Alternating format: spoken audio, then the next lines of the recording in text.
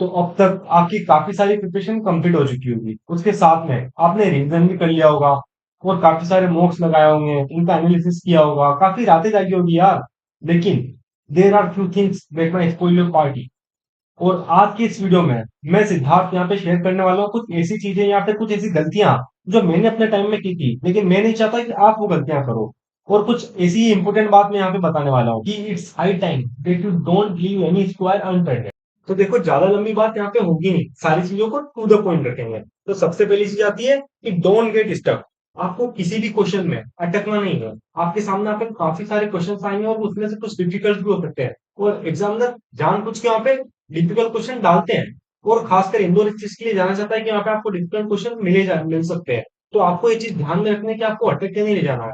मैं अपनी बात करूं तो टाइम एंड वर्क मेरा काफी ज्यादा अच्छा था, और मेरे मन में था कि यार नहीं, कहीं पे भी टाइम एंड वर्क का क्वेश्चन दिखा तो मैं तो उसको सोल्व करके रहूंगा। मतलब इतनी अच्छी तैयारी है कि नहीं, मैं वो क्वेश्चन छोड़ ही नहीं सकता एग्जाम में। लेकिन आपको ऐसा नहीं देखना है। हो सकता है कि आगे दो तीन क्वेश्चन आपको ऐसे मिल जाए जो कम समय में आपसे सोल्व हो रहे हो और आपका स्कोर जो है वो मैक्सिमाइज कर दे। तो आपको इस तरीके से कोई भी क्वेश्चन वो पे नहीं लेना है। उसके साथ में दूसरा पॉइंट आता है एक्सपेक्ट द अनएक्सपेक्टेड।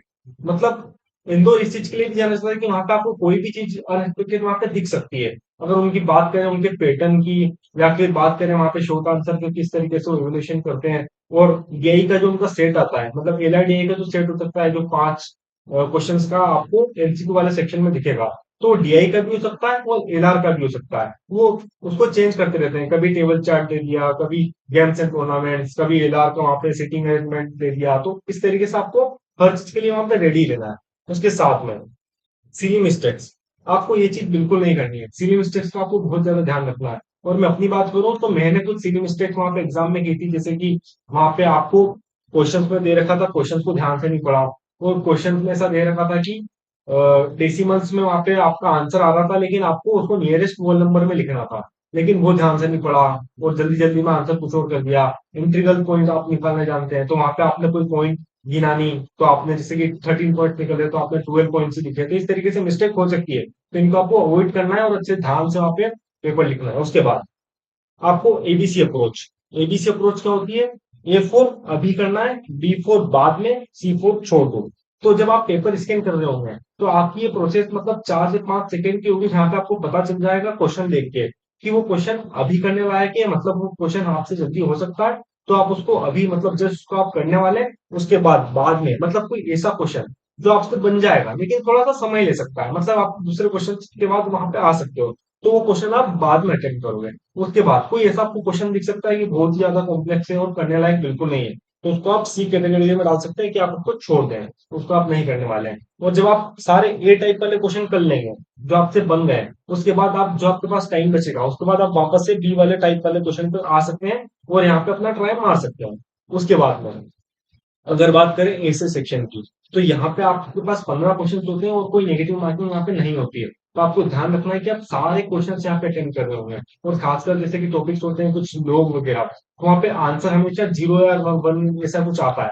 तो आपको ये चीज ध्यान रखनी है कि आपको छोड़ना नहीं है। अगर आपको ऐसा कोई मिल गया वहां पे क्वेश्चन लोग का, तो आपके पास टाइम नहीं बचा है, तो आप कुछ भी वैल्यू डाल के वहां पे आइए। उसके साथ में एमसीक्यू की बात करें तो आप वहां पे ये एबीसी अप्रोच का वहां पे यूज कर सकते हैं। और आपको सबसे पहले डीआई वहां पे सोल्व नहीं करना है, क्योंकि वो प्रेफरेबली आप, ऐसा माना जाता है कि अगर आपने वहां पे डीआई किया, मतलब डीआई यार का वो सेट वहां पे आपने अटेम्प्ट करने गए 5 क्वेश्चन का, और हो सकता है उनमें से आपने वो दिख रहा हो कि हाँ इजी है, लेकिन बाद में आपने आप सोल्व किया और वहां पे कोई भी आपका आंसर नहीं आया, और आपके शुरू के 10 मिनट या 15 मिनट वहां पे ऐसे ही निकल गए और आपका एक भी क्वेश्चन सोल्व नहीं किया। तो सबसे पहले आप जो इंडिविजुअल क्वेश्चन है उनको आप सोल्व करें, फिर आप उस डीआई या एलआर वाले सेट पे जाएं। उसके बाद जहां पे बात आती है बीआर सेक्शन की, तो इस सेक्शन में आपको काफी संभल के करना होगा, क्योंकि क्वेश्चन यहाँ पे 45 होते हैं और आपके पास 40 मिनट्स होते हैं सेक्शन के लिए।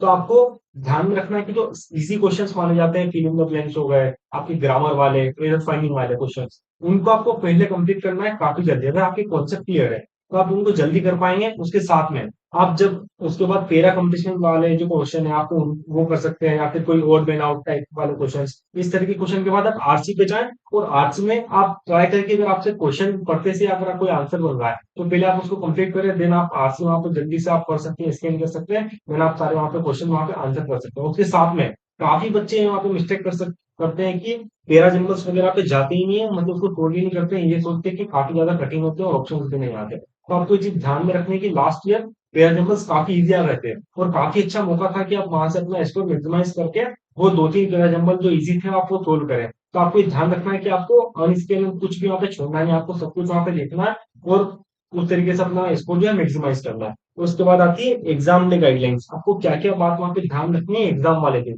तो सबसे पहली चीज है कि काफी गर्मी हो रखी है, तो आपको अच्छे से अपना मतलब पानी वानी लेके जाना है साथ में, उसके साथ में आपके जितने भी डॉक्यूमेंट्स है उनको रेडी रखना है, क्योंकि काफी ज्यादा वहाँ पे पैनिक हो सकता है अगर आपको कोई भी डॉक्यूमेंट वहाँ पे गायब रहा। तो आपको उसको पहले से वहाँ पे एक फाइल में आपको कलेक्ट करके रखना है और उसको एग्जाम में ध्यान से लेके जाना है। उसके बाद मैं चाहता हूँ कि आप लोग जल्दी वहाँ पे एग्जाम डे वहाँ पे पहुंच जाए, ताकि आप उसके एनवायरनमेंट में वहां पे यूज टू हो जाए और अच्छे से अपना एग्जाम दे पाए।